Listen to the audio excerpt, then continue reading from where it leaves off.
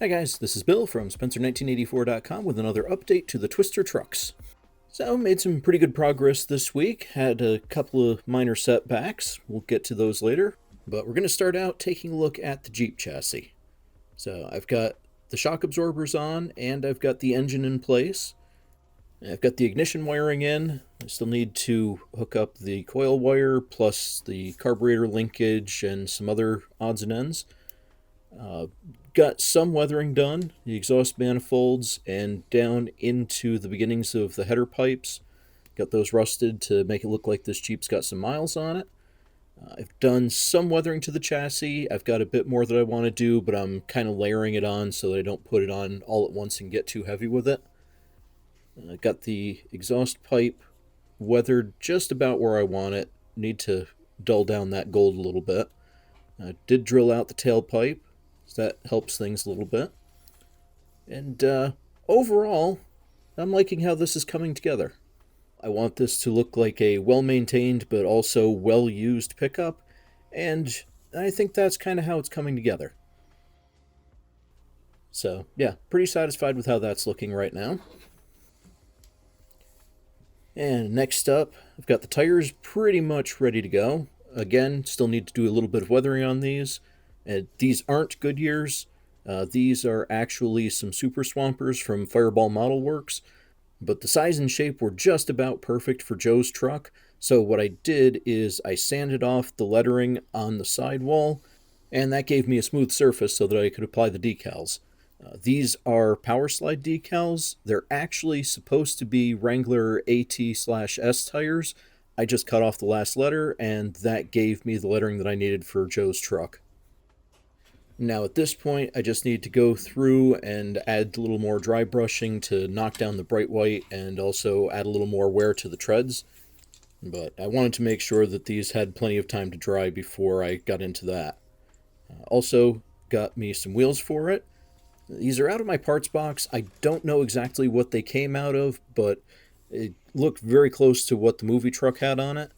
And I did have to do a little bit of shaving on both the tire and the wheel, but they fit in there pretty nice. And I think once I do the dry brushing on the tire, do a satin finish on the wheel, I think these are going to do the job just about perfectly. So, also pretty happy with those. And we also had some nice weather this week, good chance to get outside and do some painting, so got some paint on the body. Nothing too fancy, this is just Tamiya TS16 yellow. And I went through, painted everything, including the underside, which half the time I forget about, but I actually remember to do it on this one. And overall, went on pretty good. Did some panel lining around the doors, which came out not too bad. I think those will look okay once I decal and weather it. I also did some pre-shading on the cowl vent, but that didn't turn out so good, so I'm going to have to go through and redo that. And then, of course, got to paint the engine bay, the inside of the body, all that fun stuff. But I'm at a point now where I can kind of see how it's going to look eventually. There we go. So, yeah, that kind of gives you a rough idea of what that's going to look like. And as long as it's here, and stick the hood on. And I'm not going to try to wrestle it in right now, but I did also get the tailgate painted. And that's kind of where things are on the Jeep. I've said it before, and I stick with, I think Revell's Honcho is a pretty neat little kit. Moving on to the Ram, I've got the chassis in its first coat of primer, and really turned out better than I was thinking it would. I've got a front axle here from Fireball Model Works.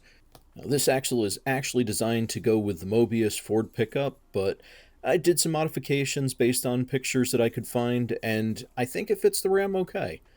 Scratch-built trailing arms, springs are out of my parts box. I did have to move the engine mount just a little bit to clear the differential, but for the most part, I think that works out pretty good. And moving back on the chassis, you can see the filler plates that I put in cleaned up pretty nicely. There's still a seam in the gas tank, so I got to do one more round on that. And I redid the rear springs because if I had thought about it, I would have realized the VTS has a much lower suspension than the Ram 1500, 2500, 3500.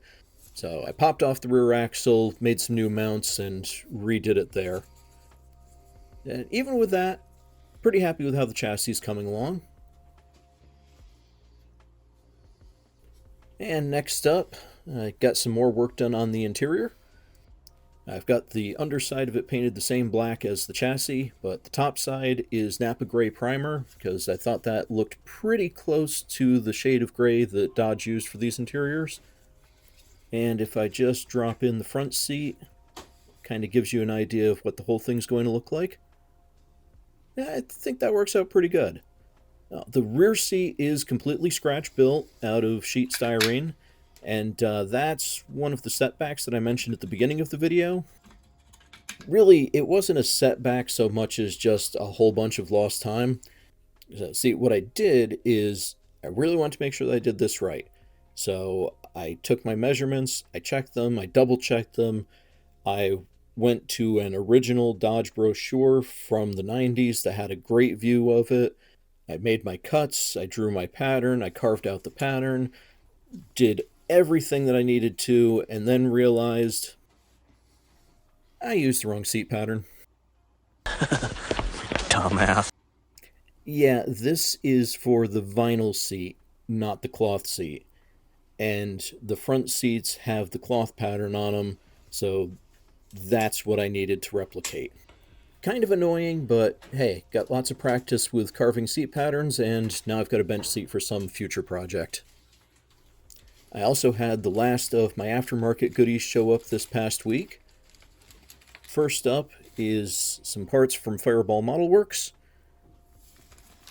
We've got the clearance lights for the top of the Dodge, and I've got a set to build up the drive shafts for the Dodge, because there's no way that any of the kit supplied parts are going to work. I only have half the drive shafts I need anyway, and this looked like it was going to be a really good way to build up everything that I need for that.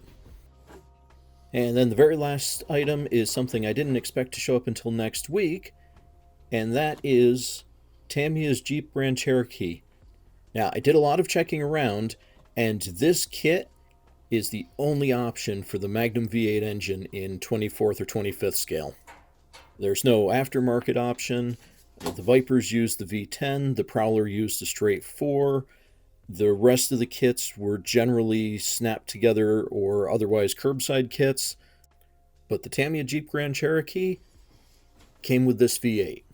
And I got lucky, because these kits are usually stupid expensive, but because it had been started, it's partially put together, it was a lot cheaper than it should have been. And generally, the engine at least looks okay.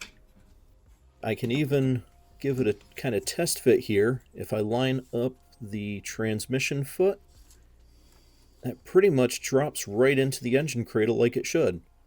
So I think this is going to work out just perfect. We'll need to do a little bit of cleanup. I don't know what paint they used, if it was a lacquer or enamel, so gonna have to be careful with what I do to finish painting it. But you can see, it fits in there pretty nicely. It's actually tucked up all the way under the firewall like they're supposed to be on these trucks. And that is going to be a wrap for this update.